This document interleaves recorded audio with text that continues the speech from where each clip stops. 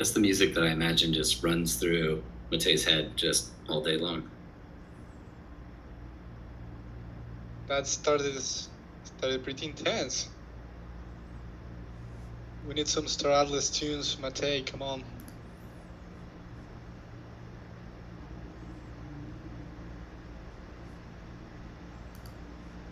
Let's talk about Star Atlas.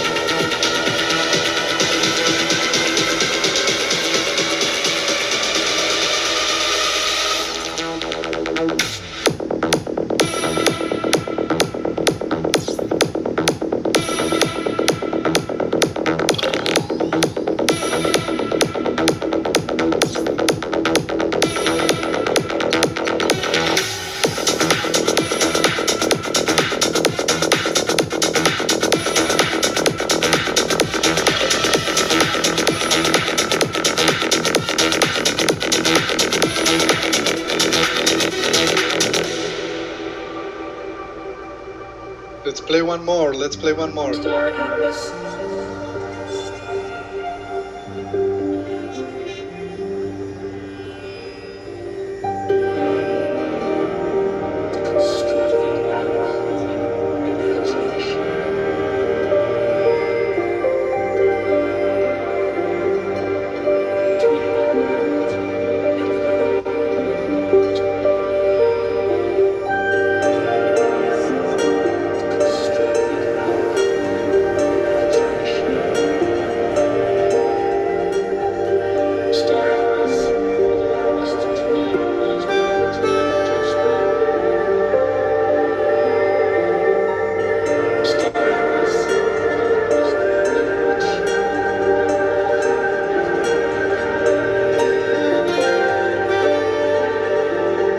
Atlas is a place where dreams come true. Welcome to Star Atlas.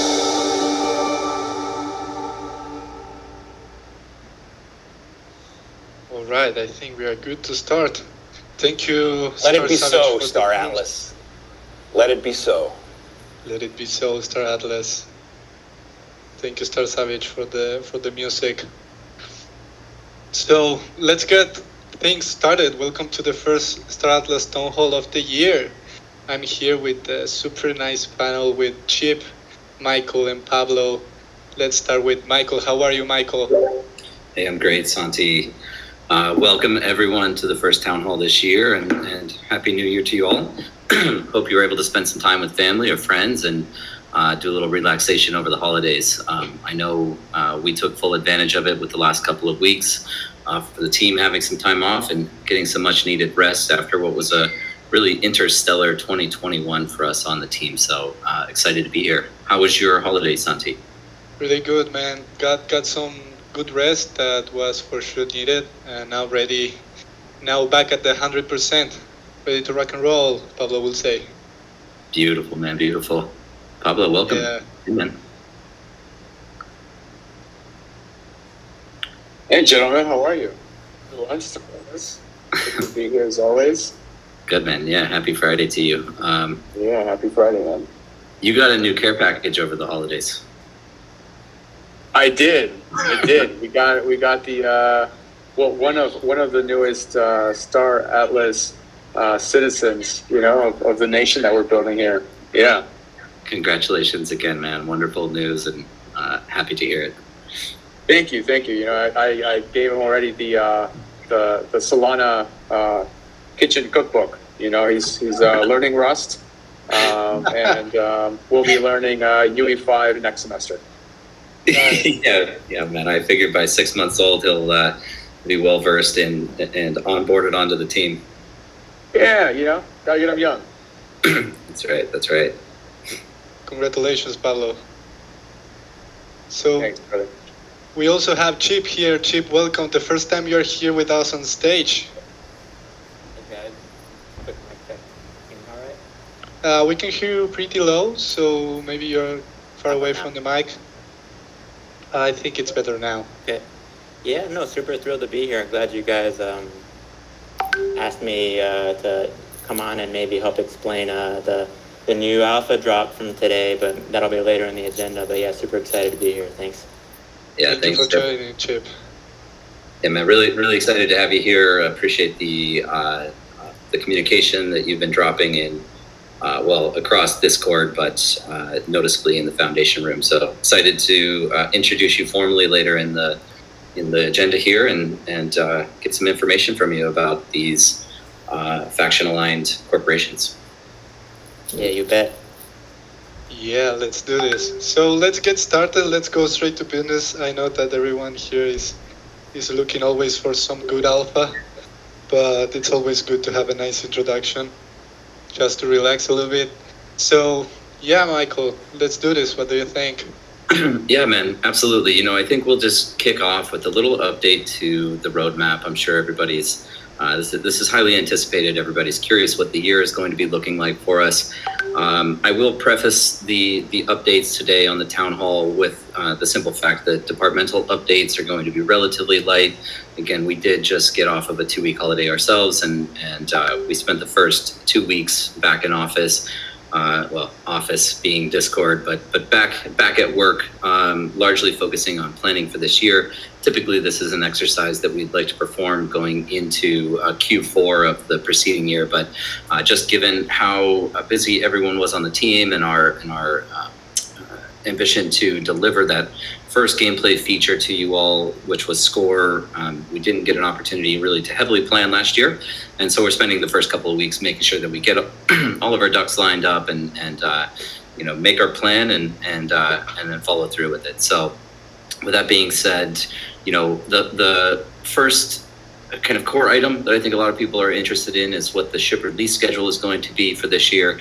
We have been putting quite a bit of thought into that, particularly given that Score itself saw massive purchasing of ships across the market, which depleted the majority of the primary market inventory that was sold by us. Of course, we are Serum Integrated Market, so opportunities still exist to buy those ships from other people on a peer-to-peer basis, but we will be looking to produce quite a few ships this year, probably another 25 to be released throughout the year. And one of the most exciting components for us is that we will also see the release of the Titans.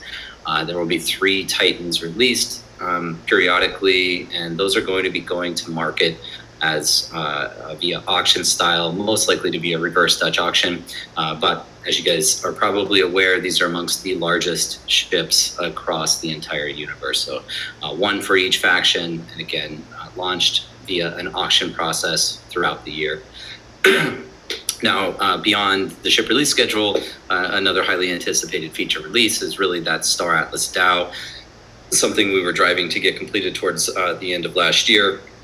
Weren't able to shoehorn that one in, but it is the primary focus over the next couple of months or weeks, I should say. And we've encountered a few technical challenge in our review of the initial proposal for the smart contract. So we're kind of going back to work and revising that, and so. Can't give you any definitive dates on when the DAO will be released. We're still targeting sometime in February. And I should also probably note here that you all identified quite quickly when we released the updated roadmap on Notion that all of the dates had been removed. That was intentional. That's because we are going through this planning and preparation process. When we get more definitive confidence around projected or targeted release dates, We'll be adding those back in with finer and finer detail as we get closer to official release. For anyone that's new to our Discord Town Hall, I do always like to emphasize when we put dates on the roadmap, we start with a target date. This is an ambitious date that we'd like to deliver the feature, following updates through R&D and assessment of status of these projects. It is not only should not only be anticipated but expected that delays will occur in many cases, and so we formalize a release date later when we have confidence on the actual timing of that release. So I always like to clarify that with you all here on the call. Nevertheless, again, Star Atlas DAO still targeting sometime in February. One great metric underlying the functionality of the DAO presently, even though we do not have the staking contract in place, nor do we have the governance in place, all of the revenue that is generated off of the purchase of the resources being utilized across Score, so R4 as we call it internally, but food, fuel, ammunition, and toolkits, all of the revenue that is being generated from that is being segregated into an isolated DAO wallet. That Atlas will, in the future, be distributed based on some proposal and vote that is undertaken by the governors within the DAO, so those individuals that are staking Polis to that contract. Besides the DAO, we are also heavily focused at the start of the year on global polish. You all would have noted this in the Notion roadmap. Global polish refers to a couple of things, but one, it's making improvements across the marketplace and across the minigame to ensure users have the optimal experience, both from user interface standpoint and user experience standpoint. I would point back to some surveys that were undertaken. Again, credit to Luciano here on our team. He's a lead designer. He took multiple calls. Many of you probably participated. We got feedback about complications and both positive and negative feedback from users about their experience on the marketplace. We're now taking that feedback. We're implementing those changes and making those improvements. So really trying to deliver to you the product that you want to see. The other part of this is also cleaning up tech debt. When you're moving as quickly as we are, especially across engineering, we're not always able to engineer these products to our optimal standard. And as such, we want to go back, kind of clean up that debt, make sure everything is functioning properly before we start introducing new features, new programs, new applications, and new game features that would, potentially compound and complicate resolution of those issues in the future. So the first part of the year is really this planning, and it's and cleaning up through the global polish, and then we'll very rapidly be moving into the new feature releases, which beyond the DAO would also include a new marketplace program. This is partially because of the feedback that we got during those user surveys. It also, one of the most dramatic changes from this will simply be the elimination of the settlement process or the claiming process. Now, what is likely to happen here is on many of the markets,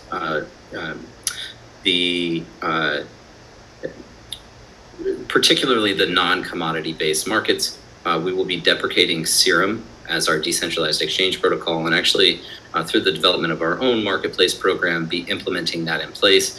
The real motivation here is to try to treat this more like a game auction house and less like a decentralized finance protocol for those users that have not ever had any experience with trading on these dual-sided marketplaces or looking at order books and things of that nature. So trying to tailor the user interface more to a gaming user base as opposed to the crypto and DeFi user base.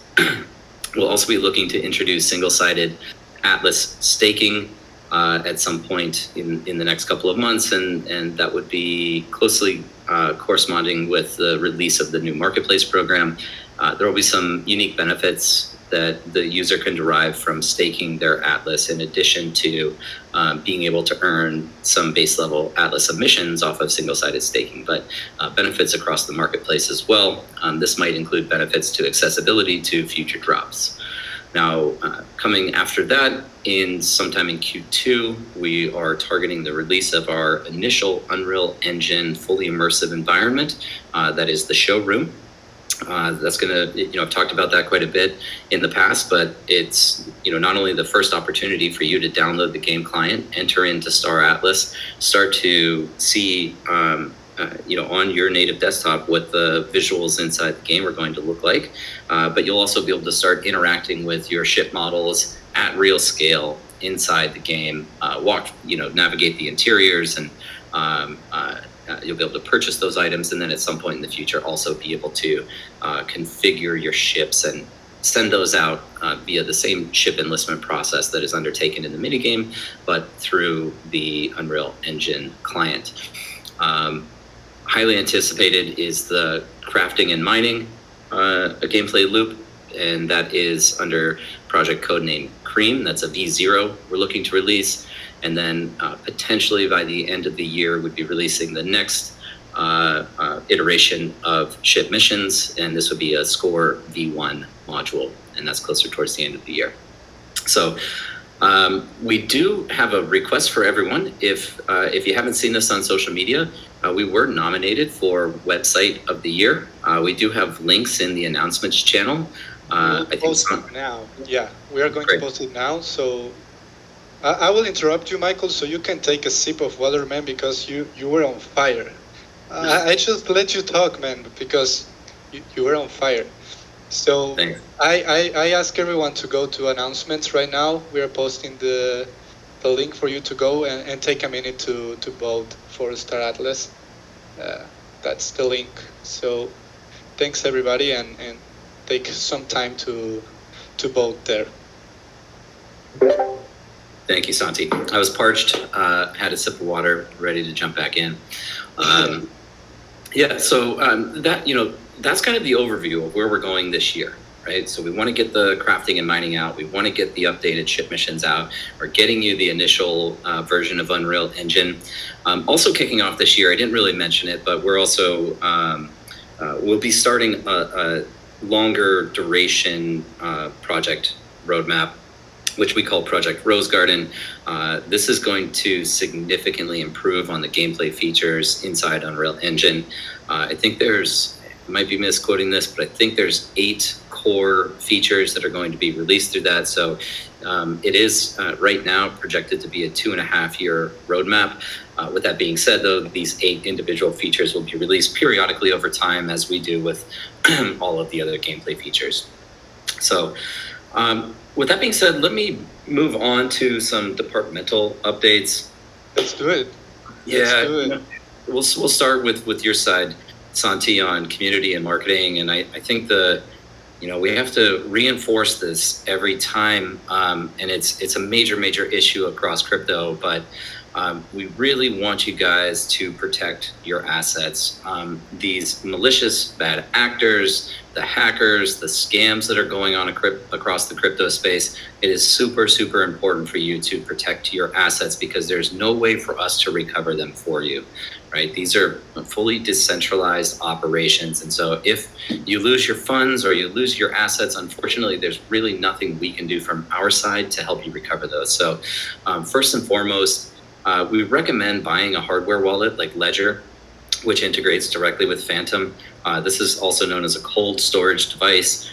Your keys never actually leave the device, and you're not able to process a transaction without physically interacting with that device. So definitely recommend using a hardware wallet. And beyond that, it is extremely critical that you do not ever share your private keys or your seed phrase, which is generated upon the creation of a wallet, that you never share those with anyone. We, as a team, will never send you a direct message. We will never offer you money. We will never ask you for money. So if anybody's reaching out directly to you through Discord or through Telegram or through any other channel, representing themselves as a representative of Star Atlas, it is a scam, right? So 100%, yeah. Anything else you want to add on the scam side, Santi? Oh, nothing. Just from our side, like from the Star Atlas team side, in terms of community, it's a big priority for us to have our community well educated. So it will be one of the priorities for us this year. We know that we are going to onboard a lot of new users who are not crypto native. So that's something that we really want to put the focus on. And we ask every community member who is active out there helping everyone to give some tips. If you see any new user, we will really appreciate that when someone new joins, just to give them some tips on how to protect themselves in crypto, and we will do the same from our side. Thanks, Santi. Yeah, I mean, the other thing that we're trying to do from our side to be proactive on this is we are engaging with third-party services right now to take down these scam links. One of the most prominent ones right now, and it's very simple for them to execute, is to pay for an advertisement and get the top placement on any Google search. Unfortunately, the users that are uninformed or a little more novice to crypto are clicking on these links, assuming that it's legitimate, and then sharing information like seed phrases. So we're doing our best to disseminate information here and to get those scam links taken down as quickly as possible. If you see those out there, please report them to us. We'll relay that information over to our service providers and do our best to get them taken down as quickly as possible. Exactly. Always triple check the link that you are clicking, and we also recommend to put the Star Atlas pages as your favorites in the browser, so you only enter from there. Always be super careful. Yeah, 100%. So with that being said, moving on to a more positive topic, I want to give a special shout out here to Ashley. This is Hypocritic on Twitter.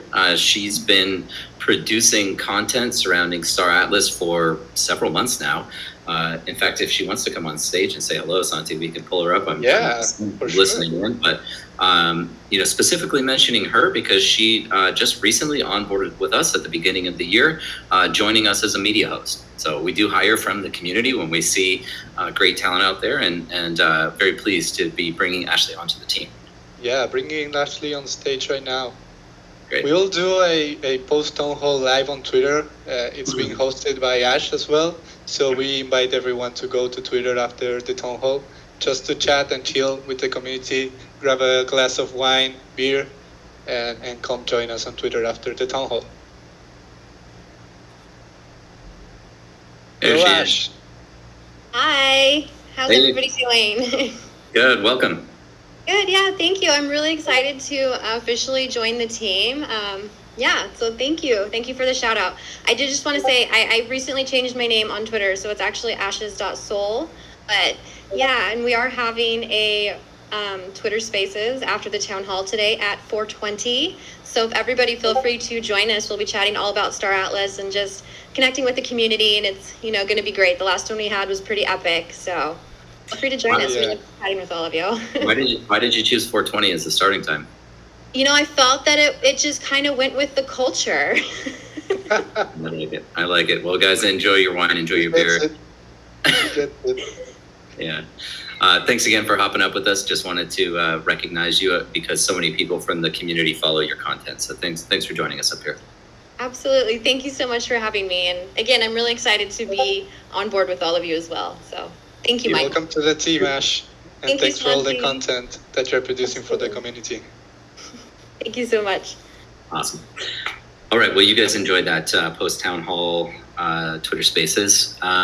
I will try to hop in there if I get an opportunity. But moving along, a couple of other things just coming from marketing is that we have a great PR team behind us and a great comms and marketing team doing a lot of work, the results of which you all see out there publicly. It's very much front facing, but one of the areas we do want to focus on this year is our conference presence. And so we'll make sure we keep you all informed anytime we're traveling to attend these events, and I would love to connect with you all in person. And then also something we're very excited about is the release of an official Star Atlas apparel line. More to come on this, but we have some really great high quality products that we're looking to introduce and create some cool campaigns around, physical, digital, coupled apparel where, you can own the NFT, you can use it on your avatar in Star Atlas, but you'll also be able to go represent yourself as a Star Atlas or Metaverse citizen out there in the real world as well. Let's go. Yeah, there's been a lot of demands for that, and we've been looking for really top of line provider for that apparel. Okay, HR. You all know this is one of the areas that we're heavily focused on. Is recruiting talent and growing the team. Just since the beginning of the year, and I'm not sure that this actually captures all of the updates for December because we did bring a few people on right at the tail end of the year. But just since the beginning of the year, we've brought on 11 new hires. This is across, this is a technology director, 2 web developers, a technical art director, formerly with Tencent, business intelligence analyst, technical rigging director, formerly from Industrial Light and Magic, a director of user acquisition and retention, Metaverse media host, Ash, gameplay UE developer, a UE core systems engineer, and a senior concept artist. We also have really 5 key roles that we are waiting to onboard. We'll discuss this more, but this includes a UI art director, a character art director, an environment art director, a graphic engineer, and also the head of game economy. We are structuring our economic department as a chief economist role that focuses largely on macroeconomic environmental variables and factors that would apply largely the way that nation states operate, so the way that countries operate and manage their economy. Beneath that, we have the head of game economy, a head of token economy, and we have a head of monetization. So we'll be filling in some of those roles in the coming weeks as well. Really looking forward to various art directors that we're onboarding. This is going to free Danny up quite significantly. Hopefully in the future we'll be able to get him back onto one of these town halls, but he's been quite buried in the meantime. So more to come from Danny in the future. Let's see. I mean, we have a bit on the engineering and product side. I kind of covered these in the roadmap update.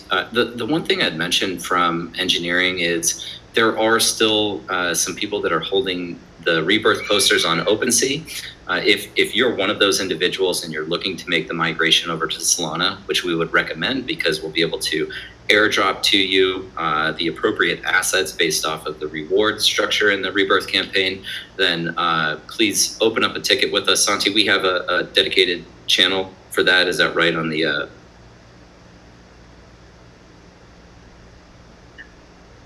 we can hear you, yeah.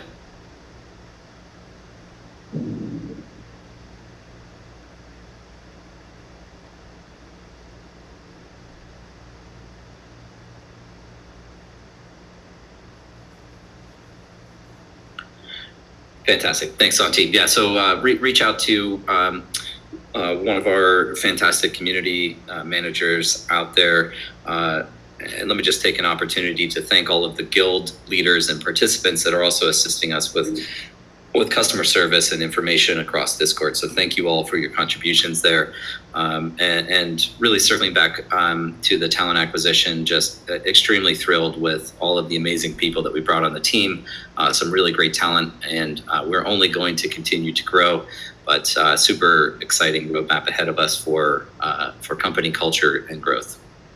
Last thing I'll mention on, this is just under the product side because it really covered quite a few points in the roadmap, is that ship turrets and hardpoint metrics are now standardized. So this introduced an extra, I don't know if this is supposed to be 3 extra small sized turrets, but turrets at least for the extra small ships. So without further ado, I do want to introduce Chip here. Chip has been working with us on game design. He's working through a lot of the crafting trees and tables that are going to be utilized for mining operations, resource extraction, and the actual crafting process, enabling you all to mint and create your own NFTs that would include not only the resources for score, components and modules for your ships, but also ships themselves that you can then either employ or sell on the open market to another player. Maybe a player that is joining later, wasn't around for GAL Phase 1, the Galactic Asset Offering Phase 1, and now you get the opportunity to build those ships and sell them to the new players. So Chip, welcome. How are you, man? I'm good. I appreciate it. Can you guys hear me better now that I adjusted my mic settings? Yes.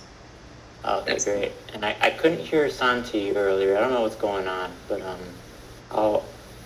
I guess we'll go on. But yeah, I'm doing great. How are you? Good, man. Really good. Thanks for joining us up here today. I think we'll, in the future, start bringing people on from the various teams to talk a little bit about a day in the life. I would love for you to give an introduction to yourself, just in terms of background, what you did previously. You've got a really interesting background, and what you're working on now, and then let's dovetail that into the big announcement today, which was the faction aligned manufacturers or corporations. Yeah, great. So I've been on the team since October. It's been super exciting.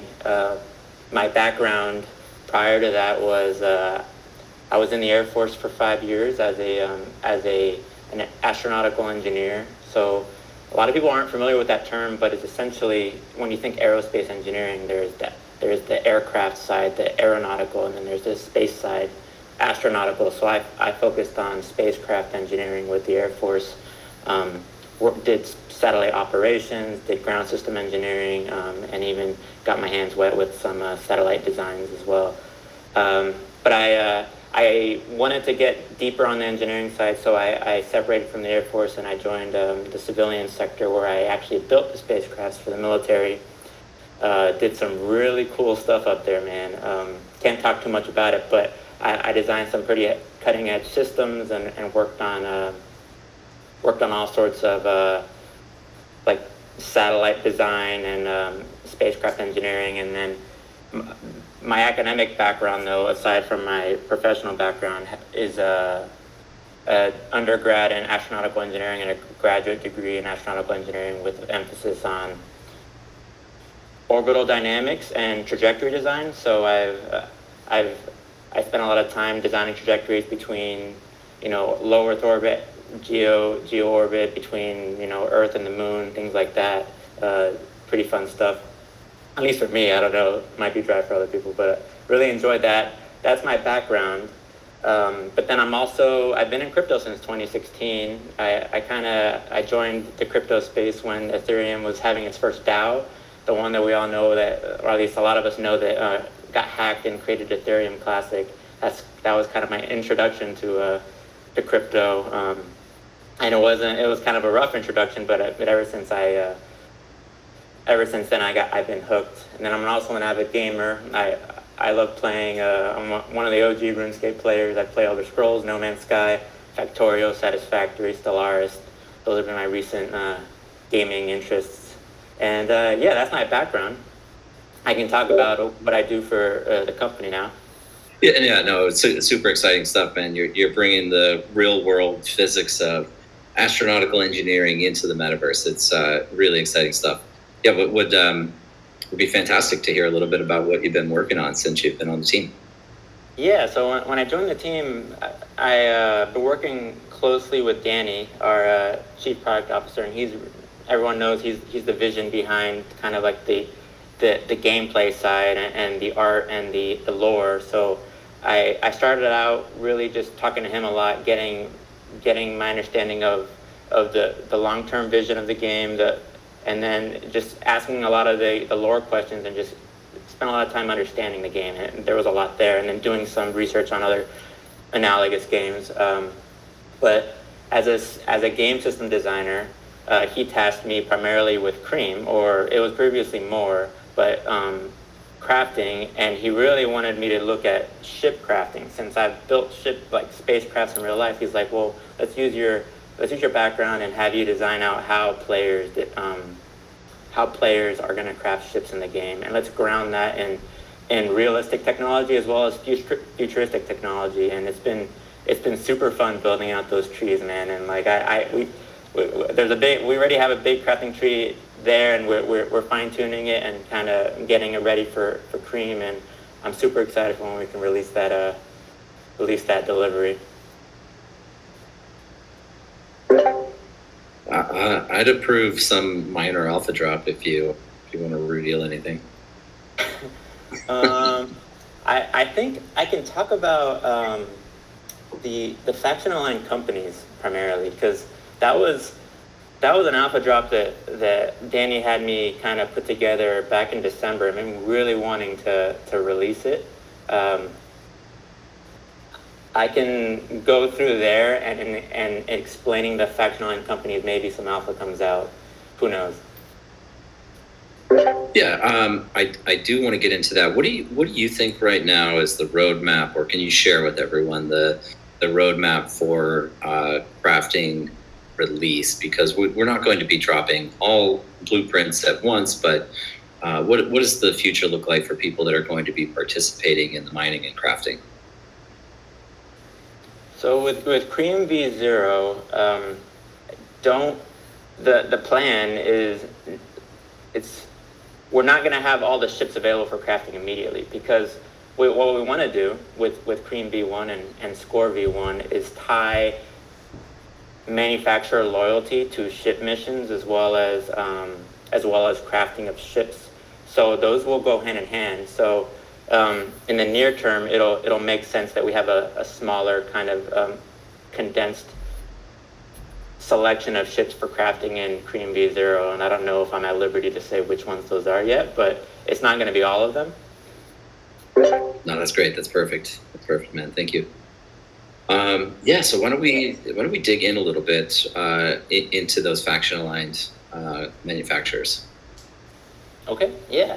So I'm super appreciative. I've seen some YouTube videos already from the community going through, like, I don't know how they get these videos out so quickly, and they've been going through and speculating, kind of helping the community understand this document, because I wrote it and I knew exactly what I meant when I got all these words on the page, but understandably it's a complex system and it can be a little confusing. So I'm going to take some time here and just kind of try to break it down a little bit. So when we say faction aligned companies, specifically right now we're talking about just ship manufacturers. That doesn't mean there aren't other companies out in our universe, but right now we're just focused on ship manufacturers. And just like companies, they have alignments with in our game the factions, the primary Council of Peace factions. So we have the COP faction alignments, the Council of Peace, so Mud, Oni, and Ooster.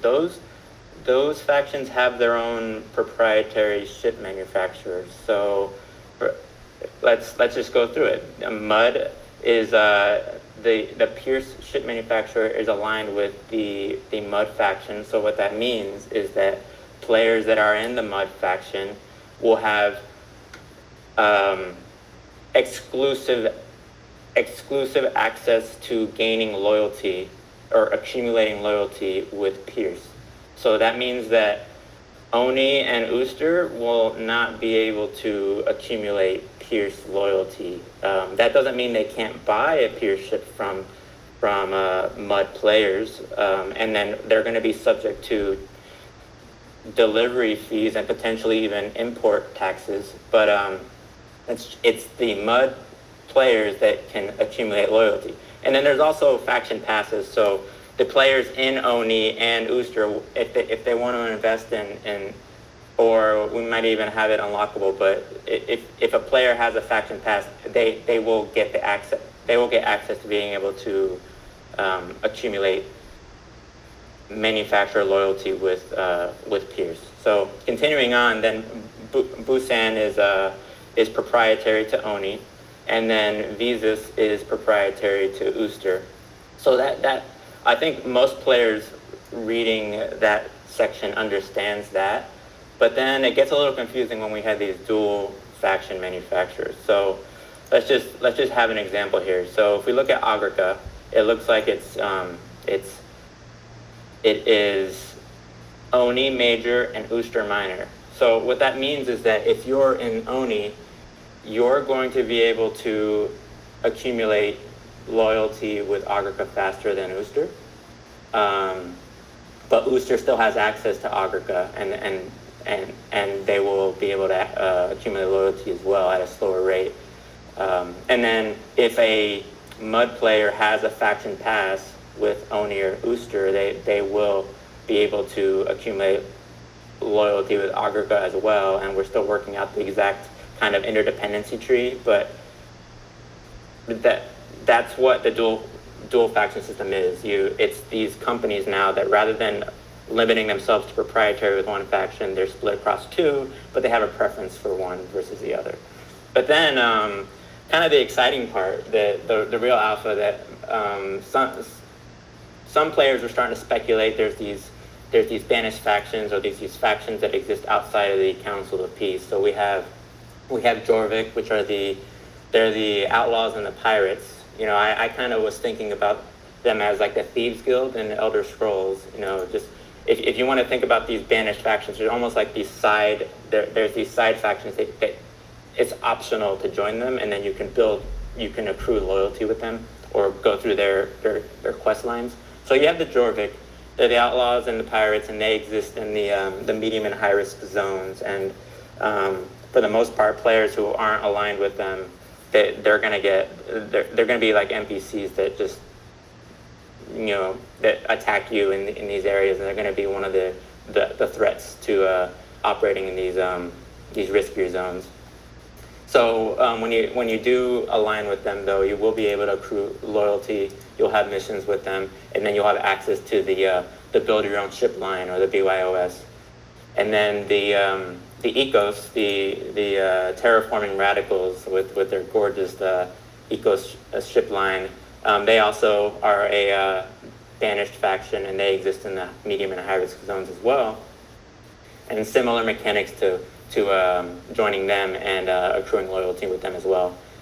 And then you have the Tufa, which are the metagenic creatures. They're the rock people, and those guys are, as it's stated in the Notion doc, they're the Scourge of the Cataclysm, and the Cataclysm is the central high risk area that is high risk, high reward area. They're going to be the ones that are kind of protecting things in that high risk area.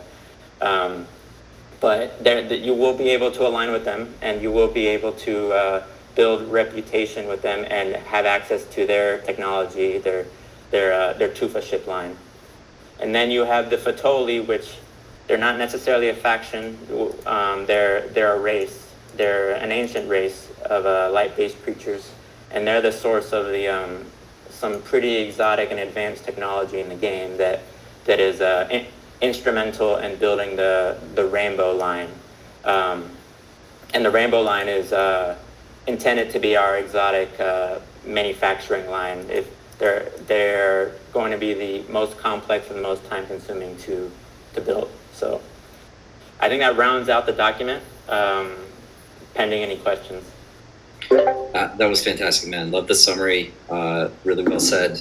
We've got some exciting content coming from you guys on the product team, and I think this is going to create some really interesting gameplay dynamics going into the future. I'm definitely looking forward to that.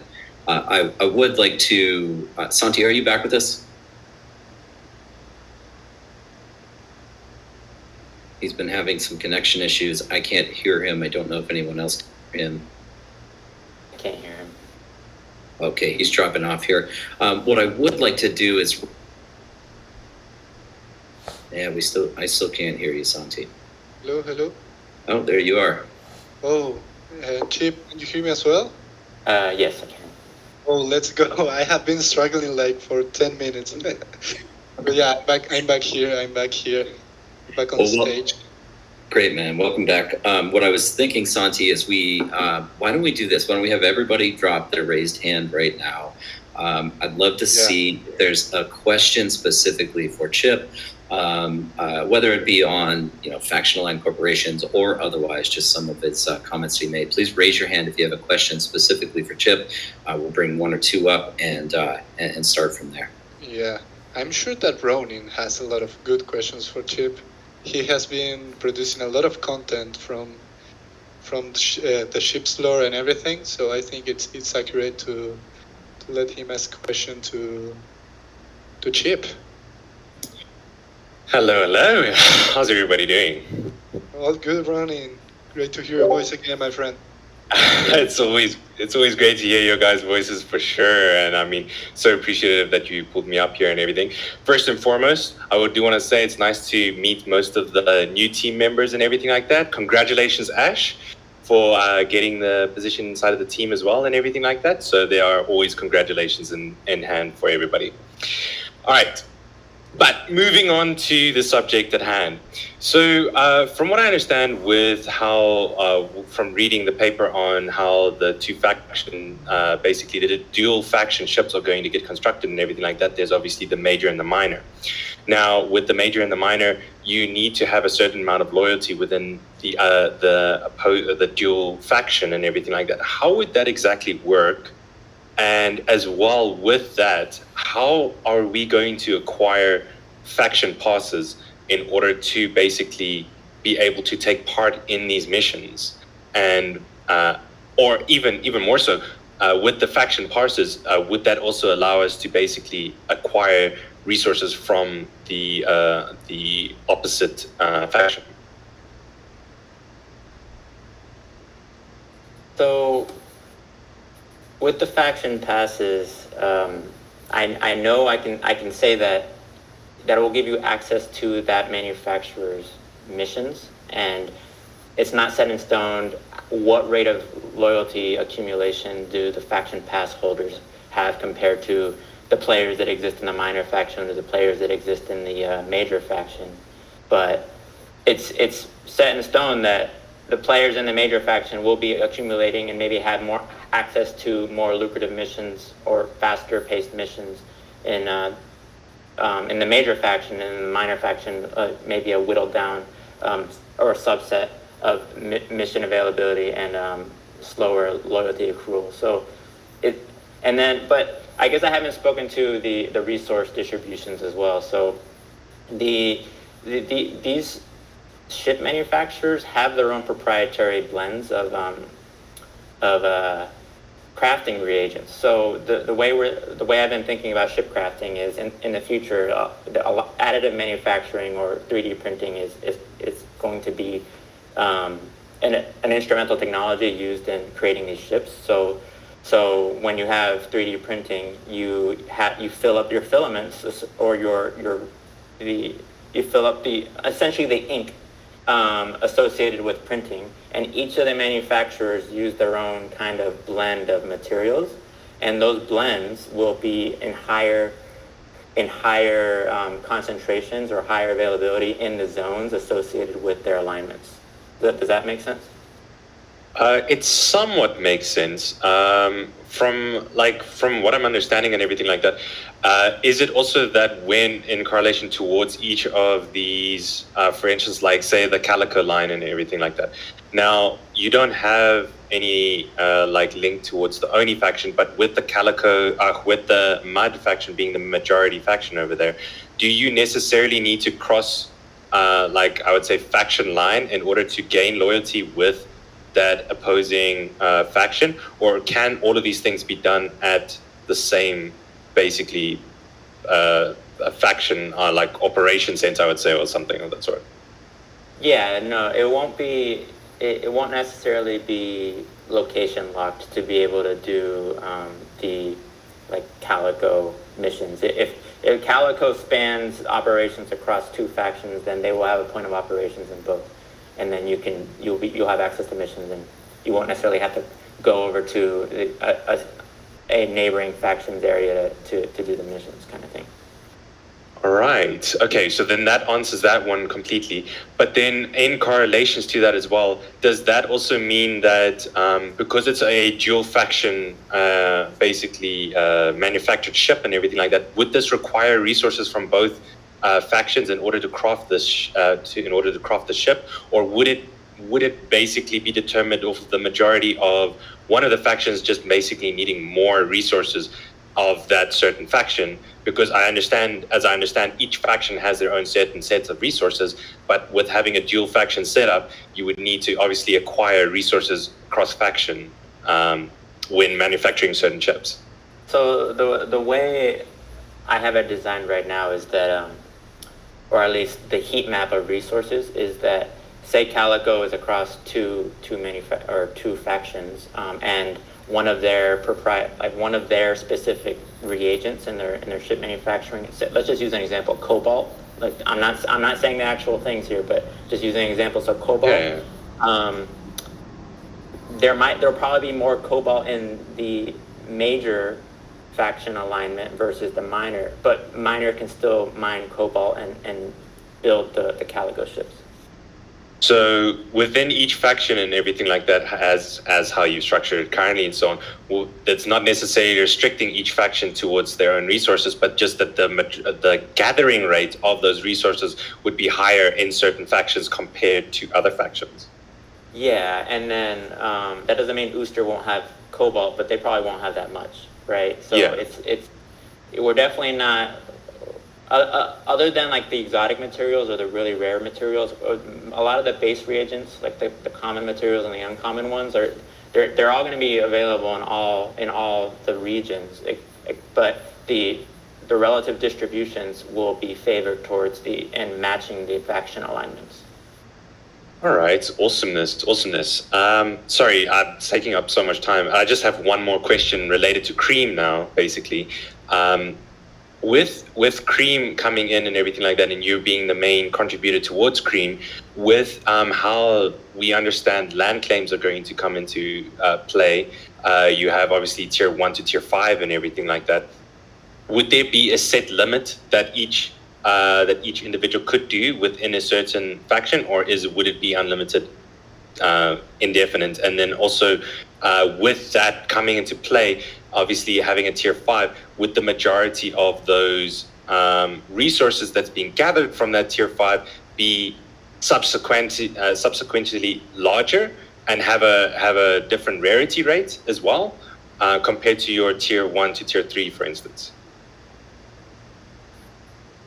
Okay, there was a lot there. Let me see if I can handle it. I'm sorry. It's a very detailed question.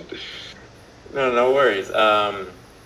So it's pretty obvious that as you increase your tier on your land claim, you're going to be able to put more structures down.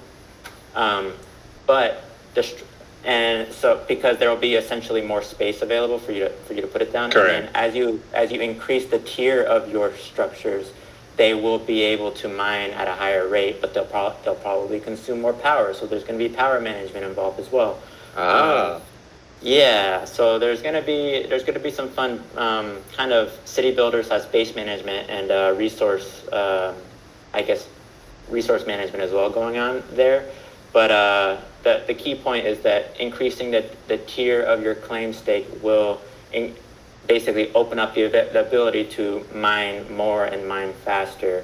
But then, I think you asked a question on, well, is there a set amount per planet? There's going to be different planets are going to have their set emission rates. So one planet might emit cobalt faster, and another planet might have a lot more iron, or another planet will be a gas planet. So yeah. There's going to be reasons to have multiple claims on different planets if you want to have a full ship crafting supply chain. But then also a player might just specialize in one portion of ship crafting, and then they might not need to have operations across planets. So there's going to be a lot of options and a lot of agency given back to the player to choose what they want to do. All right, and that answers all of my questions as of right now and everything like that. I do appreciate you taking the time in order to do this. Once again, it's lovely meeting all the new team members and everything like that. Congratulations to all the new team members, and thank you very much once again. Yep, thanks. Thank you for the questions, Ronnie. Yeah, thanks, Ronan. Great questions. And thanks, Chip, for being here, man. It feels so good. Thanks for all the alpha. This is super fun. Yeah, so we also have Bohemian here on stage. Welcome, Bohemian, to the stage. How are you? Thank you very much, Santi. I didn't know if I was going to make it here. Chip, welcome to the team. This is the first time I think I hear you speaking. How you doing, Ashley? Welcome to the team too. I didn't know you were part of the Star Atlas. And Michael, you are the man. I have a couple 200 or 300 questions, but I'm going to summarize them in 2 or 3, Chip. And this is for Chip. Okay. First question. We're talking about resource collection. Can I assume that resources, since this is going to happen as part of Cream T0, are going to happen just like we collect Atlas rewards right now in the minigame? Yeah, you can think about it the same way. You essentially stake a miner, and then you start generating a resource of your choice, depending on what planet you're on, and then you'll have to collect those resources back into your inventory or wallet. Perfect. Okay. So that assumes that we're talking about planets already, that we're going to have a coordinate system. Is it finished, or is that going to be something for later? No, Cream V0 is still going to be coordinate unlocked, which means that you won't necessarily be having to manage inventories across planets. Like, you won't have an inventory on planet A and an inventory on planet B and an inventory on space station. You'll have one global inventory for now. However, you will have claim stakes across on different planets. At least that's the current design. Oh, I see. So no coordinates for now, but we do have storages per planet. Is that correct? No, we want to get to that point, but that's not part of Cream V0. Okay, I understand. And maybe T1? Okay. Now, regarding decentralized autonomous corporations and the fact, how do they relate? Are we going to have one before the other, or are we going to have all these new functionalities for Cream without the DAX?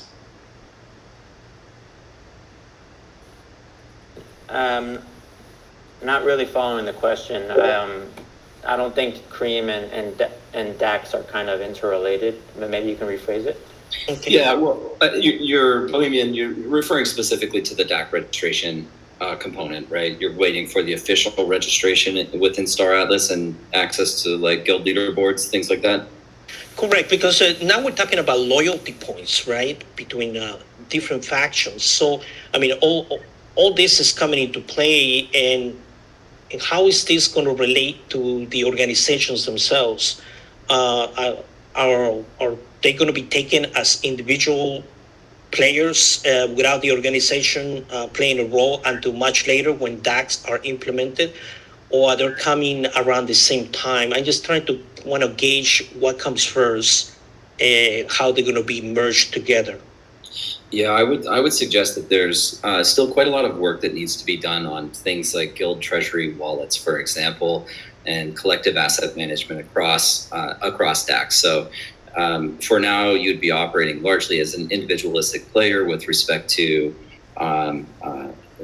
account progression, things like loyalty, things like experience and leveling up. This is all really on an individual level today, and then you can, of course, collectively collaborate with your guild, with your DAC on utilization of resources that would be necessary to produce various assets. But that's going to have to be managed externally for now until we can release this more comprehensive tool set for guilds. Excellent. I understand. So I guess the same answer will apply for land actions, right? We're not going to be dealing with land right now. We're just going to be dealing with planets, right? And then the auctions of land will happen later? No, the intent is planets have slots that you can stake your claim stakes on, and then that'll give you access to land and mining operations. And they will happen as an individual, right? Not through the organization. Perfect. I think that answers and clarifies a lot of things. Thank you very much, Chip and Michael. You explained a lot. Thank you. Thank you, everybody. Thank you, Santi. Ask some questions. Yeah, thanks. So let's take one more. What do you think, guys? Chip, Michael? Of course, yeah. Yep. Okay, perfect. We have Mooman here. Welcome, Mooman, to the stage. Hey, what's going on, everybody? How you guys doing tonight? All good, man. And you? And good to hear from you. Beautiful, beautiful. Ash, congratulations on getting accepted into the team. Chip, I think is how we're saying your name. So glad to see you on the team and explaining everything, man. You're doing man. Appreciate it. Yeah, so my question, it refers to, the staking that we're talking about with the land and stuff like that. So I've got a question. Obviously, this is going to be on the PC, but have you guys ever thought about or considered maybe doing something from mobile? I know that's been asked a couple of times.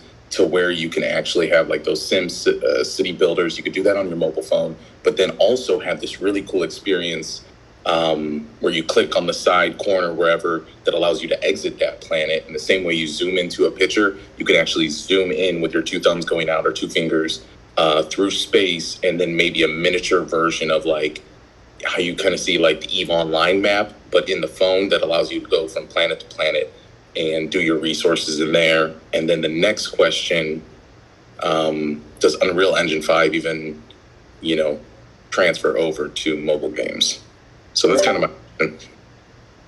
Yeah, I can jump in here. On the first point, I'm not entirely aware of the mobile applications that you're referring to, but one of the areas that we are focused on, and that I touched on a little bit within the roadmap, is that are those marketplace improvements. Those also include mobile optimizations across the entire web interface. And so, this also leads to kind of the progression or development of a progressive web app. So Star Atlas Marketplace and minigame features would be easily accessible through the phone, and the formatting and the layout would function properly, which we know there's quite a few broken areas that exist today. We want to make those improvements. And I can't remember specifically the name of the wallet, but there are mobile wallets coming to Solana. I know Phantom is in beta with the release of their mobile wallet. So in theory, just as a progressive web app, you would be able to interact with all of the same functionality that you would, whether you're on PC or on your mobile device. Secondary to that is the, UE doesn't run directly on mobile devices. The way that largely works today is through entities like Stadia. You guys may be familiar with, I think it's Render that's building on Solana, but this is remote GPU rendering, which then streams to your device. This is one of the areas that I'm most optimistic about, even though it is in early development, still kind of early stages, but the ability to deliver the same graphical fidelity to your device that someone on their desktop computer would be able to use. So that's the approach or direction that I would like us to take, as opposed to building out some custom mobile application, enabling people to access the minigame. Yeah, that was great. Yeah, I was just kind of pitching like are you guys working on some type of, Star Atlas mobile game? And it was, doing the resources like that and then scrolling around through space and going from planet to planet. But no, like you said, everything would just be integrated through some maybe some mobile device, that does the marketplace or something. So yeah, that was pretty much the question, if anything crazy like that was coming. But yeah, thank you for answering, Michael. No, of course. And it's a great question. We get it a lot, and we definitely understand, like, demographically, a lot of our users are, spread out all over the world, and a lot from emerging markets, and where, not everybody's going to have the super high-end PC necessary to engage in that fully immersive gameplay. So there is still the potential that in the future we build out a custom mobile application specifically, for the Star Atlas gameplay. But as you can imagine, we're already stretched quite thin, even through scaling, just in the simple fact that we need to engineer all of the blockchain or on-chain programs. We need to build out the web experience, and then also focused on Unreal Engine development and that full production team. So there's quite a bit going in of resources going into those initiatives, and trying to carve out an additional team to build a mobile app right now just isn't on the agenda. Yeah, correct. Right. You guys are just trying to really build that, stellar look on the PC. Beautiful. Well, thank you guys. You guys have a great rest of your night, and thank you for all the information you already know. Thank you, guys. I'll go down now. Thank you. Appreciate the question. Thank you, Moonman. So, yeah, we're over 1 hour now. I think it's time to close this first Townhall of the year. Any closing thoughts, Michael, Chip, Ash, or Pablo? No, I think this was a fantastic way to kick off the year. Again, really excited about all of the things that we have coming this year. And Ash, thanks for jumping up and joining us. So again, welcome to the team. Chip, fantastic job with describing all of the functionality and features that you've been working on. And thanks for being up here with us answering questions. Pablo, as always, much love, my friend. Hope you have a great weekend, and same to all of you out there in the audience. We sincerely appreciate all of the support that you've shown us over the past year plus now. So thank you all for being here and joining us, and really looking forward to the future. Exactly. Thank you to the more than 1,000 people who joined today. And we will see you if you want to join us for the after town hall party on Twitter. Yeah, I think you've got 15 minutes to get your joint ready. Is that what I'm saying? Something? Yeah, exactly. I'll just come right out and say it, man. Yeah. Or your glass of wine or your beer. It doesn't have to be that. But yeah, definitely join us. We'll be chatting and having a great time. Awesome, Yeah. guys. All right. Well, I fantastic. saw you Chip on muting, just in case, asking if you want to share any closing thoughts. No, Michael covered it pretty well. I know what's in the pipeline for this year, and I'm super excited. And I feel like Cream, we're actually going to start having a real open economy, and it's going to be really wild to watch it unfold. So super excited, and I really appreciate you guys having me on. Thank you, Chip. It was great to have you here. I know that everyone was taking notes when you were speaking. Yeah, furiously taking notes, I guess. Chip's been working with us on the economy side as well through the integration of this. So yeah, completely agree with you, man. I thought about bringing that up, but yeah, I don't. Let's save something for the next one. Yeah, definitely. Cool. Yeah, let's save some alpha. So this was the first town hall of the year. Thank you everyone for joining, and power to the people. And stick it to the man. See you everybody. Bye bye. Have a good weekend, everyone. Bye.